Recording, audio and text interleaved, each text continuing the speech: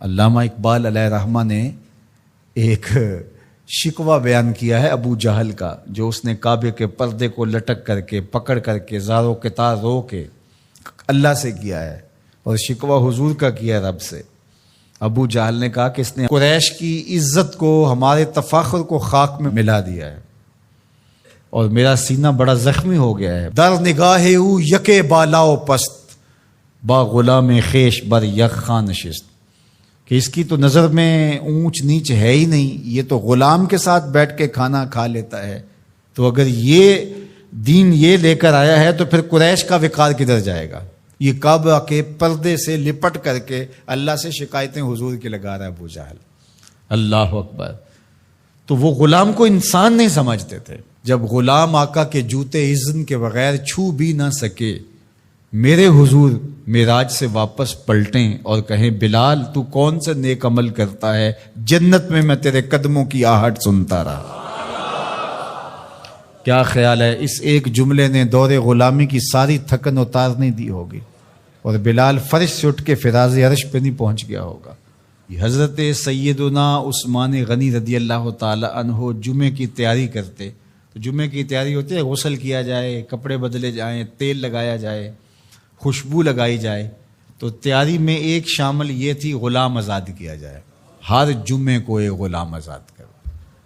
حضرت عبد الرحمن بن عوف رضی اللہ تعالی عنہ نے حضور کی دی گئی ترغیب سے زندگی میں 30,000 غلام آزاد کیے۔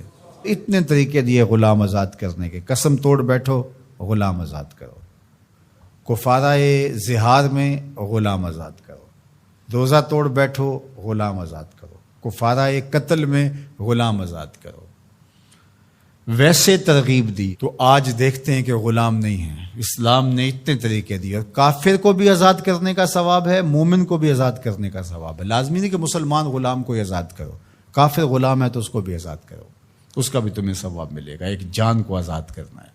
اور پھر ہوا کیا کہ مسلمانوں نے غلام آزاد کرنے شروع کر دیے۔ آدھی دنیا غلاموں سے بھری ہوئی تھی، آدھی آقاؤں سے بھری ہوئی تھی۔ اب غلام آزاد ہو گئے اور وہ امتیاز بندہ و آقا ختم ہو گیا، ایک سال پاکیزہ معاشرت وجود میں آئی، اور وہ وقت زمانے نے دیکھا کہ حضرت عمر رضی اللہ تعالی عنہ نے مکے کے گورنر کو بلایا کسی کام کے لیے مدینے، تو انہیں پوچھا کہ اپنے پیچھے کس کو اپنا قائم مقام گورنر بنا کے آئے ہو؟ تو انہوں نے کہا ابن ابزے کو۔ انہوں نے کہا یہ ابن ابزے کون ہے؟ میں نہیں جانتا۔ کہا یہ ایک غلام ہے۔ تو کہا اے غلام کو گورنر بنا آئے ہو؟ کہا کہ وہ قرآن جانتا ہے۔ تو حضرت عمر رضی اللہ تعالیٰ عنہ نے کہا مجھے حضور کا فرمان یاد آ گیا، یہ قرآن لوگوں کو پستیوں سے اٹھا کے بلندیوں تک لے جائے گا۔ غلام گورنر بنے۔ ہندوستان کے اندر باقاعدہ ایک خاندان غلامہ گزرا ہے، جس طرح خلجی حکمران ہوئے، مغل حکمران ہوئے، ایک باقاعدہ خاندان غلامہ تاریخ پڑھیں، وہ باقاعدہ بادشاہ بنے۔ تو یہ تاریخ ہے۔ بھلا غلاموں کو اس مسند پہ بٹھایا جا سکتا تھا، سوچا بھی جا سکتا تھا، اپنے ساتھ بیٹھ کے کھانا کھلانا، اس پہ شکایتیں لگا رہا ہے رب کے حضور، کعبے کے پردے کو تھام کے ابو جہل کہ از محمد سینہ ما زار زار، ہمارا سینہ زخمی ہو گیا ہے۔ در نگاہ او یکے بالاؤ پست، با غلام خیش بر یک خان نشست۔ یہ تو غلاموں کے ساتھ بیٹھ کے کھانا کھانے کی بات کرتا ہے۔ اگر یہ دین ہے تو پھر قریش کا وقار کدھر جائے گا؟ لیکن حضور نے غلاموں کو عزت دی، ان کو وقار دیا۔ اللہ اکبر۔ انسانیت آزاد ہی میلاد والے رسول کے صدقے سے ہوئی ہے۔ انسان غلامی کی زنجیروں میں جکڑا ہوا تھا، انسانیت کو غلامی سے آزادی دی ہے تو میلاد والے محمد عربی نے دی ہے۔ تو ہم کیوں نہ پھر حضور پہ درود پڑھیں اور کیوں نہ حضور کا ذکر خیر کریں۔ عورت از قبیل جن سے انسان نہیں، ہم شکل ضرور ہے انسان کی، انسان کے بچوں کی نسل کی افزائش کا ذریعہ بھی ہے، انسانوں کی طرح بولتی بھی ہے، کلام بھی کرتی ہے، اور کھانا پینا بھی انسانوں کی طرح ہے، لیکن از قبیل جن سے انسان نہیں ہے۔ یہ میں کسی پڑھے لکھے کی بات آپ کے سامنے رکھی۔ بدھ کہتا ہے زمانہ جس کا معترف ہے، وہ کہتا ہے کہ عورت بدی کا سر چشمہ ہے. اگر خدا کا قرب پانا ہے تو عورت کے وجود سے اپنے آپ کو تمہیں دور کرنا پڑے گا. عورت کی قربت برائیوں اور بدیوں کی طرف لے جاتی ہے. عورت کا وجود بدی کا سر چشمہ ہے. میں صرف 2 مثالیں آپ کے سامنے رکھی ہیں. اور میرے مصطفیٰ نے فرمایا مجھے عائشہ کے بستر میں وہی آتی ہے. اب لاؤ ان مذاہب کے ماننے والوں کو اور ان فلسفیوں شاعروں اور ادیبوں کو اور ان کے سارے فلسفے ایک پلڑے میں رکھ دو، میرے مصطفیٰ کا ایک فرمان ایک پلڑے میں رکھ دو. تو اس کائنات کو جو ظلمتوں سے بری ہوئی تھی روشنی دی ہے تو آمنہ کے در یتیم نے دی ہے. وہ عورت جو بدی کا سرچشمہ کہلاتی تھی، اگر وہ بیوی ہے تو کہا کہ مجھے اس کے بستر میں وہی اترتی ہے، اور اگر یہ ماں کے روپ میں ہے تو جنت کو کھینچ کے ماں کے قدموں تلے رکھ دیا گیا. بہن کو تکریم دی، بیوی کو عزت دی، بیٹی کے وقار کو دنیا کے سامنے رکھا، غلاموں کو پستیوں سے اٹھا کے اوج ثریا کی منزلوں تک پہنچایا اور ان کو انسانوں کے برابر باقاعدہ حقوق فراہم کیے اور عملی غلامی کو ختم کر دیا اور غلاموں کو آزاد کرنے کی ترغیب دے کے بتایا کہ اسلام کیا نظام حیات لے کر آیا، کتنا ستھرا نظام اسلام لے کر کے آیا، کتنا پاکیزہ دین لے کر اسلام آیا ہے. یتیموں کو، بیواؤں کو، اراملہ کو، مساکین کو، کثیر العیال لوگوں کو، غربا کو کس طرح ان کی عزت نفس کے ساتھ ان کو آگے بڑھایا اور زندگی میں آگے بڑھنے کے موقع فراہم کیے. یہ اسلام ہے اور اسلام کے دم سے ہی یہ نور، روشنی اور اجالے پھوٹتے ہیں. اللہ جل شانہ ہمیں اس موسم رحمت کی برکت نصیب فرمائے. اس لیے کثرت سے درود و سلام کی محافل کا انعقاد کیجیے اپنے گھروں کے اندر روزانہ کی بنیاد پہ. فجر کے بعد کا وقت رکھ لیں یا مغرب کے بعد کا یا عشاء کے بعد کا. اپنے بچوں کے ساتھ بیٹھ کے روزانہ کی بنیاد پہ درود و سلام کی محافل کا انعقاد کریں. مسجدوں میں، محلوں میں، فیکٹریوں میں، جہاں جہاں ہیں حضور کے نام کی مجالس کا انعقاد کریں، درود کی محافل کا انعقاد کریں، حضور کی سیرت کی محافل کا انعقاد کریں، زمانے کو حضور کی سیرت بتائیں. یہ موسم ایسا ہے کہ دلوں کا رجحان ہے تو اس سے بھرپور فائدہ حاصل کریں اور بتائیں کہ صاحب میلاد کی سیرت با کمال کے رنگ کیا تھے اور پھر اس کو اپنے اندر اتارنے کی عملاً کوشش کریں تاکہ حضور کے ساتھ محبت اصل روپ کے اندر ہمارے سامنے آئے کہ جس سے پیار کرتے ہیں اس کی عملی زندگی کو کس طرح ہم اپنے اندر اتار کر کے اپنی زندگی کو تبدیل کرتے ہیں. حضور علیہ السلام گزرے، ایک شخص اپنے بھائی کو حیا کے بارے میں واعظ کر رہا تھا تو آقا کریم نے فرمایا داہو فإن الحیاء من الایمان، چھوڑ دے اسے، حیا ویسے ایمان سے ہے، یہ تجھے سکھانا نہیں پڑے گا، خود بخود آئے گا. تو حیا ایمان کے ساتھ جڑی ہوئی چیز ہے، ایک چیز آئی تو دوسری چیز بھی ساتھ ہی مل گئی. تو اگر حیا رخصت ہو گیا تو ایمان کا بھی کباڑہ ہو گیا. اور حیا کے جوہر کو چھیننے کے لیے نادیدہ ہاتھ کام کرتے ہیں. وہ اس لیے کرتے ہیں کہ حیا کے ساتھ ایمان جڑا ہوا ہے. جب حیا باختہ ہو جائیں گے تو ایمان سے بھی ان کو خالی کر دیں گے. ان کو یوں کہنا کہ تم کافر ہو جاؤ، اسلام چھوڑ دو، کوئی بھی نہیں کرے گا. تو بہتر نہیں ہے کہ ان کو حیا سے خالی کر دیں تو وہ ساتھ پیچھے پیچھے ساتھ ہی چلی آئے گی چیز. تو اب دشمن کی یہ چال یہ ہے کہ یہ مسلم کافر تو نہیں ہوں گے لیکن اس طرح کیا جائے کہ ان کو مسلمان بھی نہ رہنے دیا جائے. اب یہ جو کچھ ہوا ہے، ایک قانون پاس کر لیا گیا اور مردوں اور عورتوں نے اپنی جنس تبدیل کرنا شروع کر دی اور لوگوں کو پتہ اس وقت چلا جب 29,000 لوگ جو ہے وہ اپنی جنس تبدیل کر چکے تھے، مردوں سے عورت اور عورتوں سے مرد. اور اس کے جو دورس نتائج ہیں اور اس کے منفی اثرات ہیں، ایک عورت اگر اپنی جنس تبدیل کر لیتی ہے تو کل وراثت کے اندر وہ پورا حق لے گی، اس لیے کہ اس کے شناختی کارڈ کے اوپر جو ہے وہ مرد لکھا ہوا ہے. ایک مرد جو ہے وہ خاتون بن جاتا ہے تو وہ عورتوں کے واش روم میں گھس جائے اور پھر کوئی خرابی پیدا ہوتی ہے، اس کے بعد اس کو گرفتار ہی نہیں کیا جا سکتا، وہ کہ میں تو عورت ہوں، یہ تو ممکن ہی نہیں ہے. تو بتاؤ کیا ہوگا؟ معاشرہ کس سمجھ جا رہا ہے اور کس رخ پہ جا رہا ہے؟ یہ ہم نے کبھی سوچا تھا؟ جس معاشرت کی اصطلاحات میں حیا آتا ہے، جس معاشرت کی اصطلاحات میں تقوی آتا ہے، جس معاشرت کی اصطلاحات میں عفت، پاک دامنی، اس طرح کی اصطلاحات ہیں جس قوم کی، اس قوم کے ایوان بالا میں اور ایوان زیری میں یہ قرارداد آتی ہے، پھر باقاعدہ یہ قانون کا حصہ بنتا ہے اور پھر باقاعدہ عملی تنفیذ ہوتی ہے، اور جن این جی اوز نے کروڑوں نہیں اربوں روپے اٹھائے ہیں وہ رپورٹ پیش کرتے ہیں کہ ہم 29,000 کے فگر تک پہنچ کر آگے بڑھ رہے ہیں۔ شب خوں مار دیا جاتا ہے، لوگوں کو پتہ ہی نہیں چلتا۔ جو 22 کروڑ عوام نے نمائندے بھیجے تھے وہ اتنے بے خبر تھے کہ وہ وہاں بیٹھ کے جو ہے وہ چائے کے کپ کی چسکیاں لیتے رہے اور ڈیسک بجاتے رہے، انہیں پتہ ہی نہیں کیا ہو گیا۔ جو بڑے ان امور کے مار تھے ان کو سال سال بعد پتہ چلا کہ یہ کیا ہوا۔ تو یہ معاشرت کو اس گندگی میں، اس غلاظت میں دھکیلنے کے لیے سب کچھ کیا گیا، اس کو قانونی تحفظ فراہم کر دیا گیا۔ ہم جنس پرستی کی طرف، اور نہ جانے وہ لفظ نامانوس ہے ہمارے لیے، لیکن اب وہ سرایت کر گئے اس معاشرے کے اندر، اس پہ بات ہوتی ہے، اور ہم کہاں گر گئے ہیں، کس گڑھے میں گر گئے ہیں۔ ہم انسان ہیں، یہ تو چوپائے بھی نہیں کرتے۔ جو آج مغرب کر رہا ہے وہاں کے سنجیدہ طبقے بھی اس پہ آواز اٹھاتے ہیں، وہ بھی سر پکڑ کے ان کے دانشور کہتے ہیں یہ کس سمجھ جا رہے ہو، چونکہ جمہوری نظم ہے، جہاں زیادہ لوگ ووٹ ڈال دیں گے وہ ہو جائے گا، لہٰذا اس وجہ سے وہ مجبور ہیں۔ لیکن وہ کہتے ہیں یہ کیا ہو رہا ہے، یہ کیسے ممکن ہے؟ اللہ تعالیٰ نے قرآن مجید میں ارشاد فرمایا اولئک کالانعام بل ہم اضل، انسانوں کی اقدار سے برگشتگی اور ان کا اخلاقیات سے دور ہو جانا، اور اس کے نتیجے کو اللہ تعالیٰ بیان فرماتا ہے۔ تمثیل کے طور پہ چیز بیان فرمائی کہ یہ لوگ چوپائے ہو گئے ہیں، اولئک کالانعام، یہ چوپایوں کی طرح ہے۔ آگے فرمایا بل ہم اضل، بلکہ یہ چوپایوں سے بھی بدتر ہو گئے ہیں۔ آپ نے کبھی نہیں دیکھا ہوگا کہ کسی نر چوپائے نے نر چوپائے کے ساتھ جفتی کی ہو۔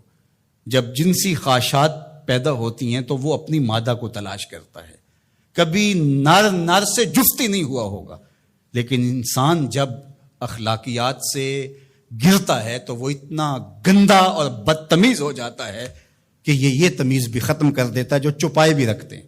تو یہ ہے چوپایوں سے بھی بدتر ہو جانا، غلیظ گندا عمل قوم لوط اس کی زندگی کا حصہ بن جاتا ہے، اور بندے کے پلے بچتا کیا ہے، اس کے پاس رہتا کیا ہے جب وہ اتنا غلیظ ہو جائے، اس کی روح بھی زخمی ہو جاتی ہے، اس کا باطن اور ضمیر بھی داغ ہو جاتا ہے۔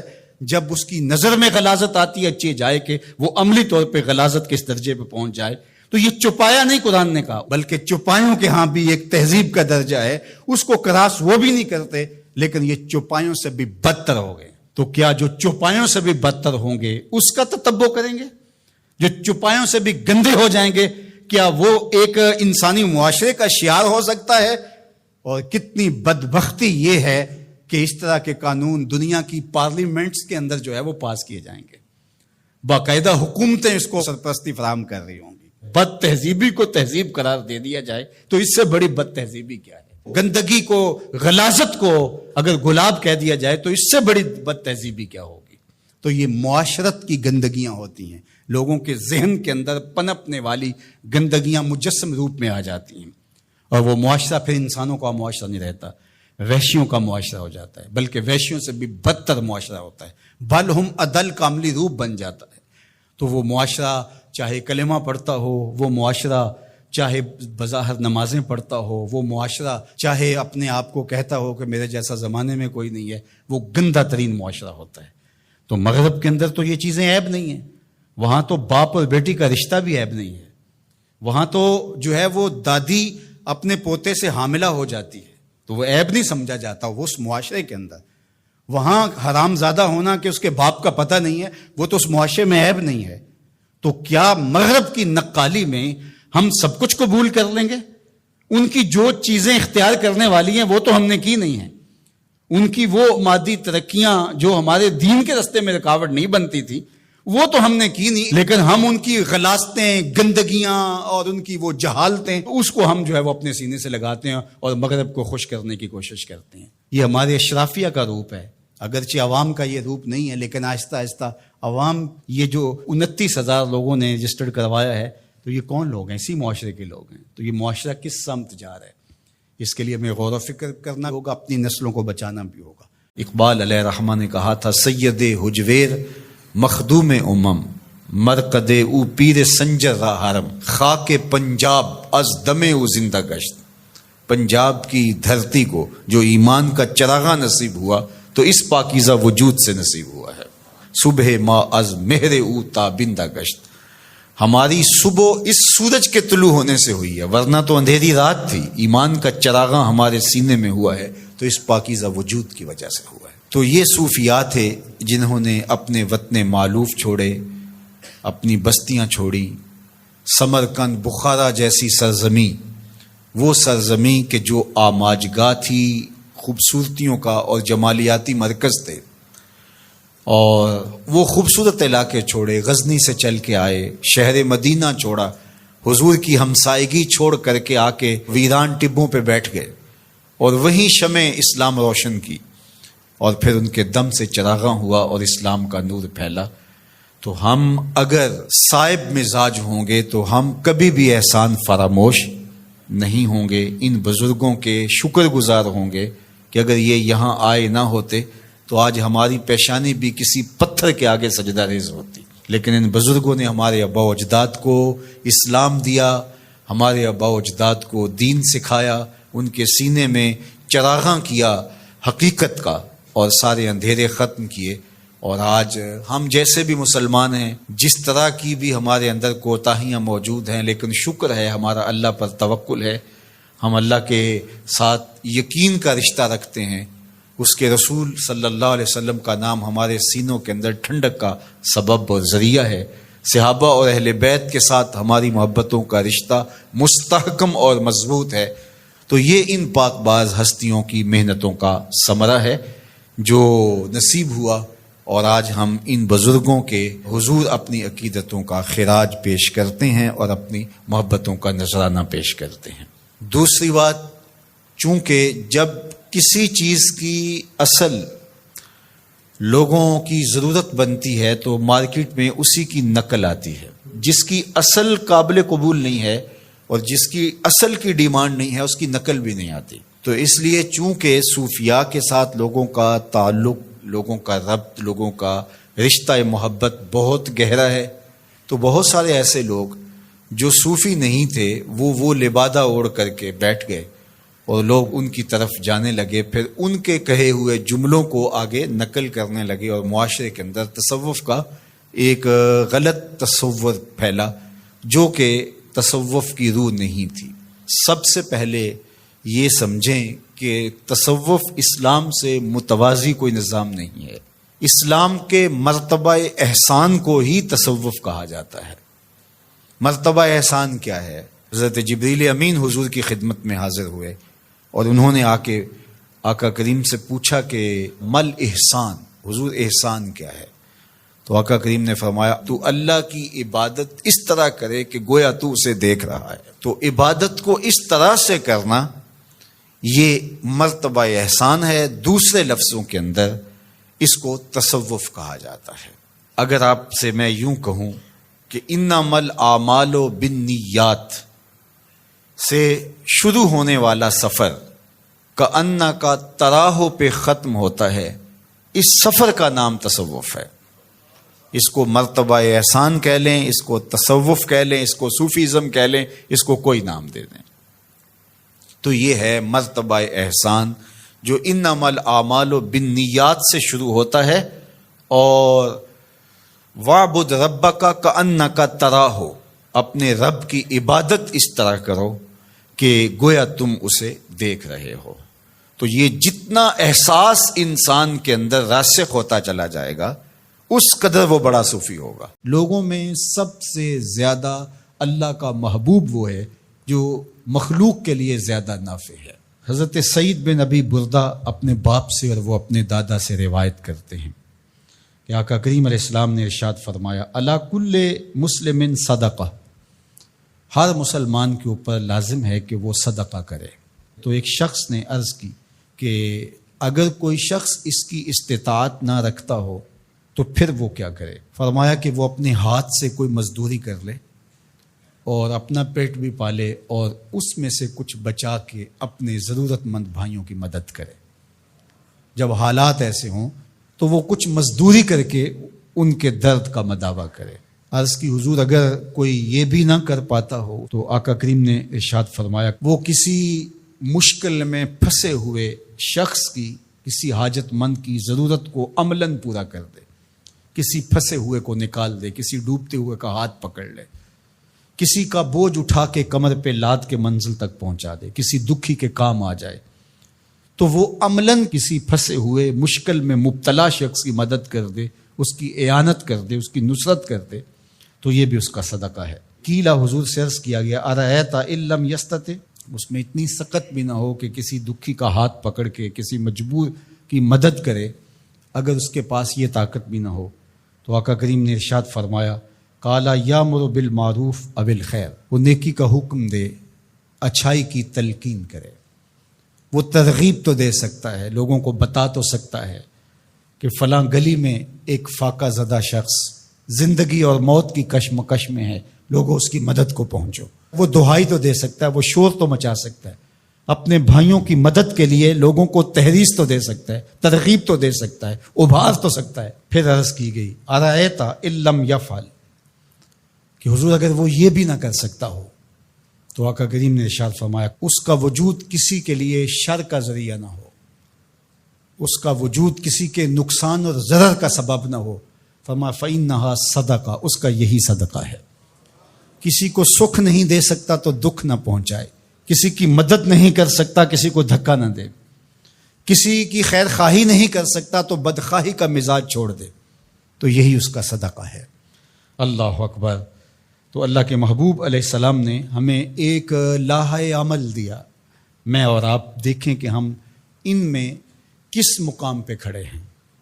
اللہ نے اگر ہمیں مال فراواں عطا کیا ہے ہماری ضرورت سے زیادہ، تو ہمیں اس میں سے صدقہ کرنا چاہیے، دل کھول کے صدقہ کرنا چاہیے۔ حضور علیہ السلام نے 3 چیزیں قسم کر کے کہیں کہ میں محمد صلی اللہ علیہ وآلہ وسلم اللہ کی قسم کر کے کہتا ہوں ما نقصا مال عبد من صدقہ، صدقے سے مال کبھی کم نہیں ہوتا۔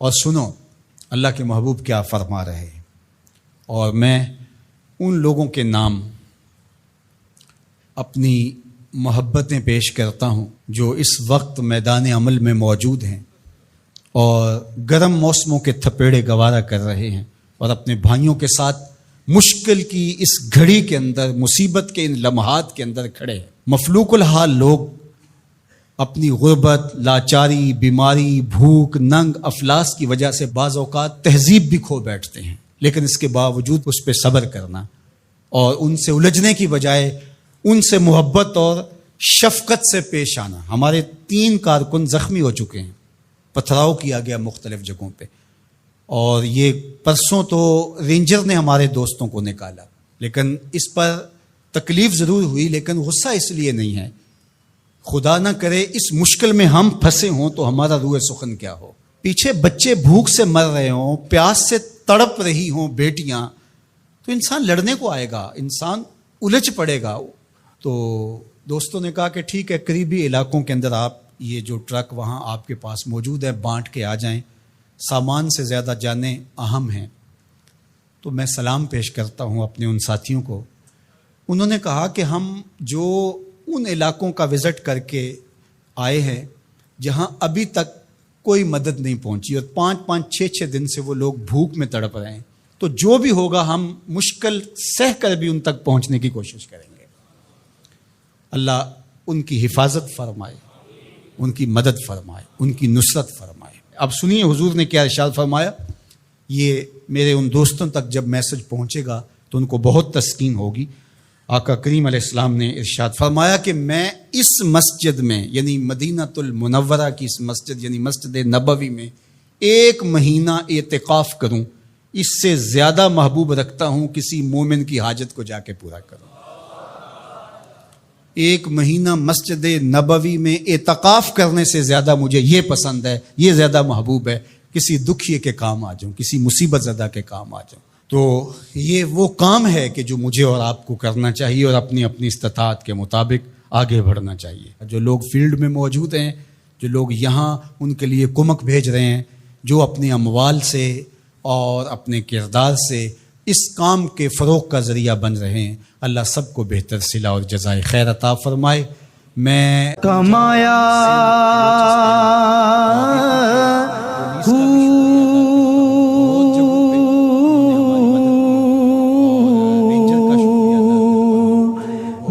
میں بھج مسیتی وڑیا نا تسبا میں بھی آل پیمبر کو سکھ سے نہیں بیٹھنے دیا گیا، ان کو تکلیفوں سے، اذیتوں سے، مشکلوں سے دوچار کیا گیا۔ حضرت امام زین العابدین واقعہ کربلا کے چشمدید گواہ ہیں۔ پھر کوفہ کے اندر اور کوفہ سے دمشق تک، اور میں کہتا ہوں کہ اگر ایک ایک واقعہ کو دیکھو، ایک سے بڑھ کر ایک واقعہ دردناک ہے۔ جب یہ تاراج قافلہ، لٹا ہوا قافلہ مدینہ المنورہ میں داخل ہوتا ہے، اور یہ خبر پہلے پہنچ گئی کہ وہ لٹا ہوا قافلہ مدینہ المنورہ میں داخل ہو رہا ہے، تو تمام اہل مدینہ گھروں سے باہر، حتیٰ کہ مخدرات بھی، خواتین بھی گھروں سے باہر نکل آئیں۔ اور جو ہی یہ قافلہ مدینہ المنورہ میں داخل ہوا تو خواتین اونٹوں کے ساتھ لپٹ گئیں، اور ان خواتین کے ساتھ لپٹ گئیں، اور آہ و بکا کا عجیب منظر تھا۔ حضرت عقیل کی صاحبزادی بہت اچھی شاعرہ بھی تھی، انہوں نے کچھ اشعار کہے، اور ایک شعر کا مفہوم آپ کے سامنے رکھتا ہوں۔ وہ چیخ چیخ کے کہہ رہی تھی، قافلے والو تم تو آ گئے ہو، مدینہ المنورہ کی کھجوروں کی شاخیں پوچھ رہی ہیں حسین کدھر ہے۔ اس شہر کی ریت کے ذرے پوچھ رہے ہیں حسین کدھر ہے۔ جب گئے تھے تو حسین اس قافلے کے ساتھ تھا، آج حسین نہیں تھے، حسین کا کٹا ہوا سر تھا۔ کیا آنسو برسے ہوں گے اور کیا کیفیت ہوئی ہوگی اس وقت جب یہ قافلہ مدینہ المنورہ پہنچا، اور پھر سیدھا حضور کے روضے پہ، اپنے نانا کے حضور اپنا دکھڑا جب انہوں نے پیش کیا۔ لفظوں میں وہ زندگی اور جان نہیں ہے کہ اس کیفیت کو بیان کیا جا سکے۔ جب یہ خانمہ برباد، یہ لٹے ہوئے تاراج لوگ جو اپنا سب کچھ کربلا کی ریت کے سپرد کر آئے تھے، زینب جب گئی تھی تو اس کی گود بھری ہوئی تھی، اب خالی گود سے مدینہ میں داخل ہو رہی۔ اون و محمد قربان ہو چکے ہیں، قاسم شہید ہو چکے ہیں، علی اکبر شہید ہو چکے ہیں، زہرا پاک کے گل پارے شہید ہو چکے ہیں، ان کا خون کربلا کی ریت میں جذب ہو چکا ہے۔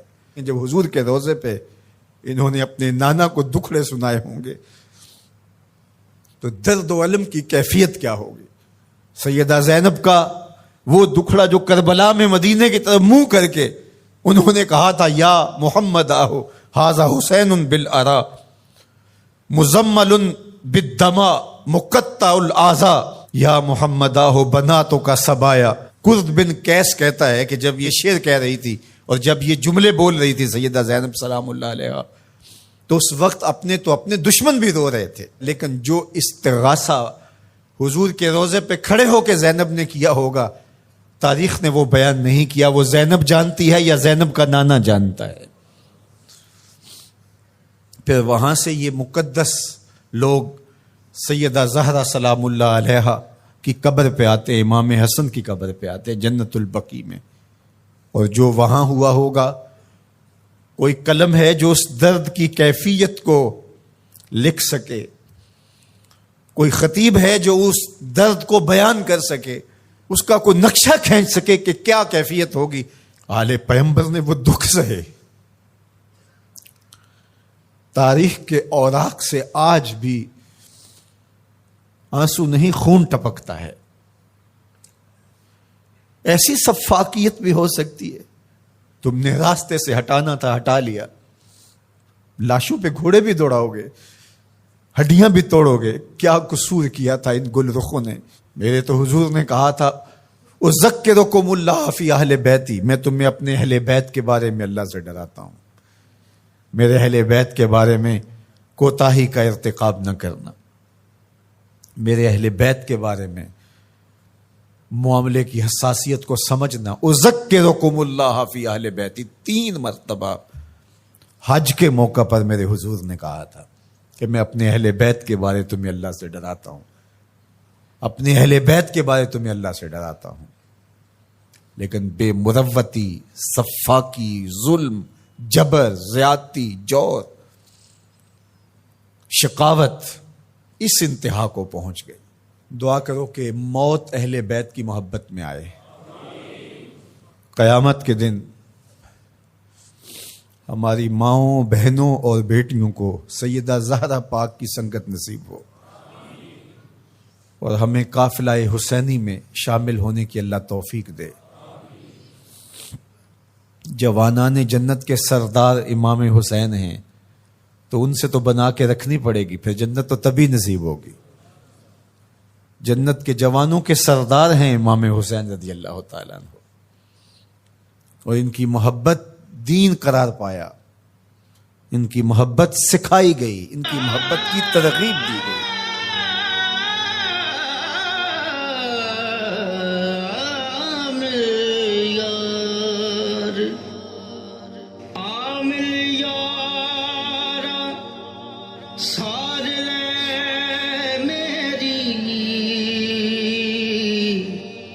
جان دکھانے تیری اندر خواہ